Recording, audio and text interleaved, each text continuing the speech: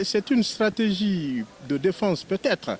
Il veut remettre en cause le contenu du procès verbal régulièrement dressé le 5 août 2015 par des magistrats instructeurs. Mais il a été entendu à ce niveau sans interprète. Il aurait pu faire la même chose ici. Mais s'il s'empresse pour demander au tribunal de recourir au service d'un interprète, c'est pour dire voilà, regardez, je n'ai pas eu, ce qu'il a réitéré tout à l'heure, je n'ai pas eu droit à cela, je n'ai pas été assisté d'un interprète devant le juge d'instruction, et voilà ce qui est contenu dans ce procès verbal n'est pas de moi.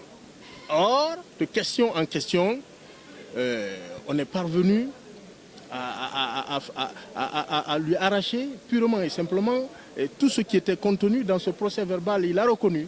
S'il n'a pas été assisté d'un avocat lors de son interrogatoire devant le juge d'instruction, mais il n'avait qu'à en faire la demande. Le juge lui a demandé s'il avait besoin de l'assistance d'un avocat. Il y a renoncé, c'est mentionné dans le procès verbal. Ce n'est pas devant le tribunal criminel qui va soulever cet état de fait. Ce qui est obligatoire, l'assistance de l'avocat est obligatoire ici à cette phase-là. Mais devant le cabinet d'instruction, vous avez la possibilité d'y renoncer. C'est un droit. Et il a renoncé à son droit. Il ne peut plus rien dire.